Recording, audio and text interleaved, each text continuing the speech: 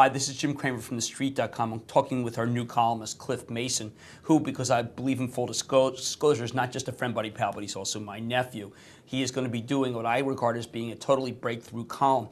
I have been reading a lot in the Journal about how younger people are getting involved in the net. I've been listening to Money Girl podcast, which is the #1 podcast, far exceeds my podcast when it comes to the business category, and I've been struck by a major change. And the major change is that young people have credence. They didn't used to. They weren't supposed to speak until they were spoken to. I recently went out with the senior management team of Frito-Lay, and they are trying to figure out how to get 20-something people involved in the hierarchy, maybe even the boardroom, because the demographic is so important, and we can no longer leave it to the older people to understand the demographic. That, I think, is the basis of Cliff Mason's column. But Cliff has been instrumental in teaching me something. The post-Google student, the post-Google younger person, is smarter than we are. We being my cohort of the 50s, and therefore can impart more and better information than a 22-year-old could have 10, 15 years ago before a Google generation. Talk to me, Cliff Mason, new columnist, about how a 22-year-old now will have more perceived and conceived and actually empiricist information that we didn't have when I was 22. Well, the fact of the matter is you really hit the nail on the head. It's Google. If you're 22, you're familiar with.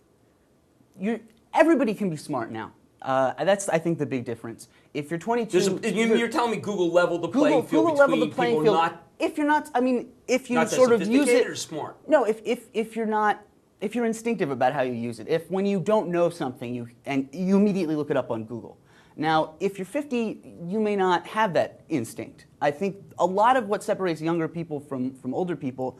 And I agree with you that I think that a 22-year-old now is just better educated because your media is saturated, and the difference is that I think people sort of under 30 have done a very good. I mean, we grew up with the internet. We very much understand that you have to take control of the medium. You have to, you can use the web to find anything out. And the idea that you would not know something, that you would be curious, I think curiosity is dead. Because you can.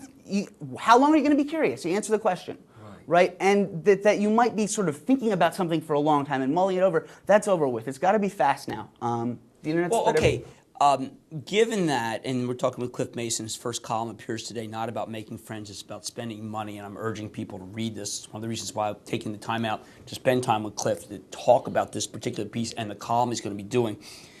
Why does someone who is 22-year-olds, and maybe I'm looking for a Google-like answer in this, feel that he or she can take on all of the conventional wisdom and not feel like you're jumping the queue, not feel like that you haven't paid dues yet. Paid dues meaning you must read 5,000 Jane Bryant Quinn columns or the like of it, Jonathan Clement's column in the Wall Street Journal.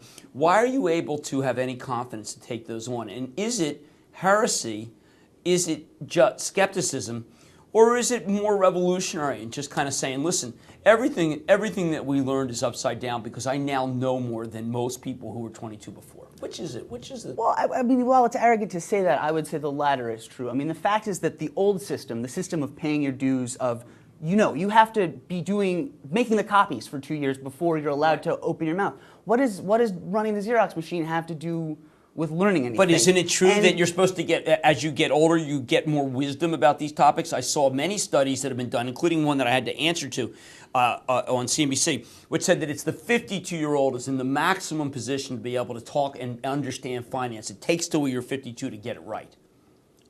You just say that's wrong, don't you? Well, I mean, that may be true. Or maybe wrong for a 52-year-old. But there are a lot of 52-year-olds who are writing who, aren't right. And the fact that there is this conventional wisdom that you burn the credit cards, burn down Capital One, right. You save your money, you budget very carefully, don't do anything fun, live. That's not financial wisdom. That's not a thing that people have learned. It's an attitude that you've had since you were 15. Right. I mean, it's not like I'll grant that on the details, which are important, you know what? Having 40 years of experience, 30 years of experience matters tremendously.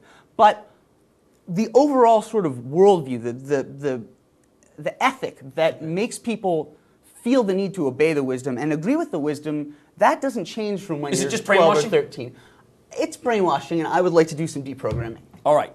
When we come back, we're going to do one more thing about what the column is going to be saying in the future and why I think it's a must to read, just because I got to get my eyes open, maybe you do too, from a younger generation's perspective that is post-Google and therefore I believe smarter than we ever were at this age. Stay with Cramer, stay with Mason.